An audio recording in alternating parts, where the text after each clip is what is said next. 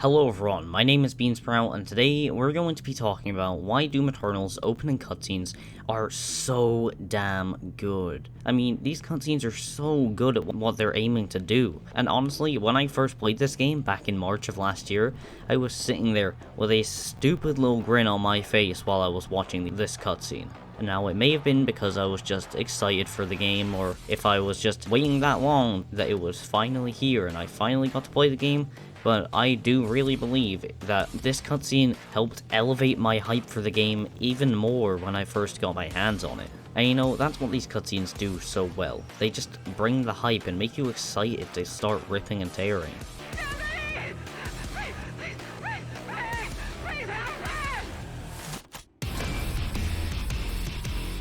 Before I get into talking about these cutscenes, maybe if you think these cutscenes are great as well, then give the video a like. It helps get out to more people, and I'd honestly really appreciate your support. But other than that, let's actually talk about the cutscenes now.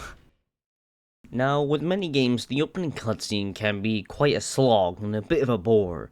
Halsey is currently in Covenant custody on the surface of Kamchatka.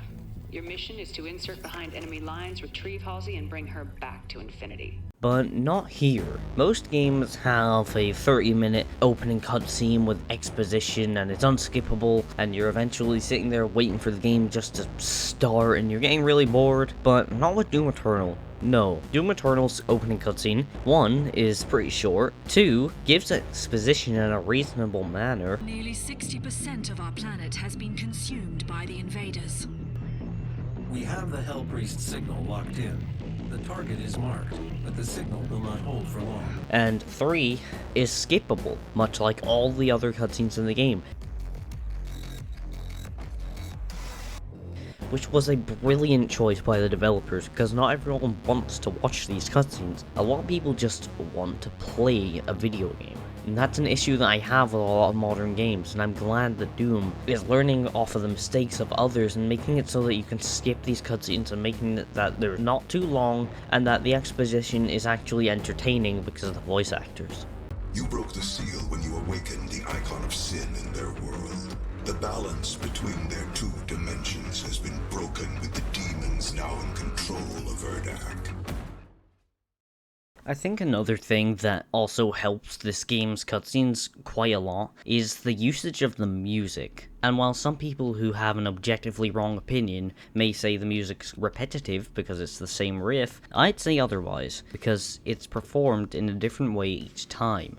And a current theme with the newer Doom games is that, well, they use the E1M1 riff in the openings to all the campaigns. Doom 2016 did it, Doom Eternal did it, the Ancient Gods did it, and the Ancient Gods Part 2 did it. They've all done that recently. And I personally think this is a perfectly fine thing, because, I mean, it's a good song, good riff, and it makes sense. The original Doom first opened with the E1M1 riff.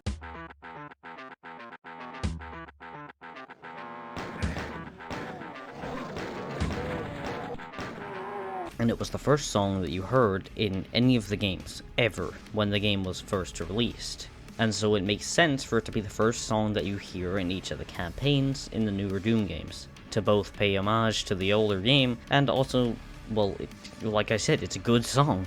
And while I personally prefer Mick Gordon's work on the soundtrack, I do think that Andrew Holshalt and David Levy did a really good job with the soundtracks for the Ancient Gods, and like I said, I prefer Mick Gordon. I prefer his opening theme tune to the main campaign, but I also really do like David Levy and Andrew Holshalt's tracks. They were brilliant. And so earlier I mentioned that these cutscenes really build up the hype a bit more and make you even more excited to play the game, and one of my main things about that is probably the music. The music gets you absolutely hyped to play the game, and it's really exciting. And I really feel that the music in the main campaign, at least, really sets the kind of attitude of the Slayer as he's preparing to go down to Earth. And I feel through the gradual introduction of the guitar into the song, it really does help feed into the anger that Slayer is probably feeling at this moment. And that's a great way to set the tone. In fact, all of these cutscenes do a really good job at setting the tone. The main campaign sets the tone of the world is coming to an end and the only person who can stop that is the Slayer. And it does this through you hearing the radio from the humans down on Earth, fighting through the struggle against the demons. Fall back! No! They're everywhere! Please, anyone, if you can hear me, if you're out there, is anyone there? Somebody! Please help me! In the Ancient Gods, it makes the feeling of the Slayer is now the Ark's secret weapon against the demons in the UAC. Dr. Hayden, ready to launch the package, sir. Whenever you're ready.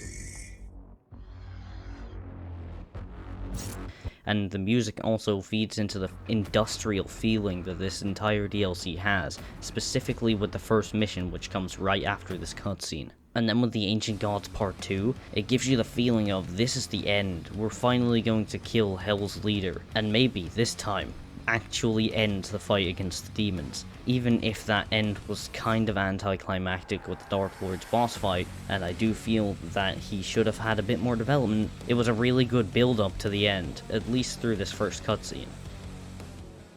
But anyways, I'm gonna cut the video here, and if you enjoyed it, then give it a like. If you really enjoyed it, then consider subscribing. I'm aiming to, in future, start making this kind of content a lot more, so if you're into this kind of analytical content, covering Doom and games like Doom, then I'd honestly really appreciate your subscription, and I hope that you'll appreciate the content. I've also got a merch store, there's some pretty cool stuff there if you want to pick up a shirt, or a poster, or a hoodie or something. I've also got a Twitter and a Discord, so you can go follow and join those if you'd like. I'm gonna start posting some graphic design kind of stuff on Twitter regarding kind of Photoshoppy stuff whenever I do that stuff. And if you're a long time viewer of the channel, then you'll probably notice that yes, this is my old outro music in the background you're hearing, and I did decide to bring it back, so I think I'll do this a lot more. But anyway, thank you for watching, and have a nice day.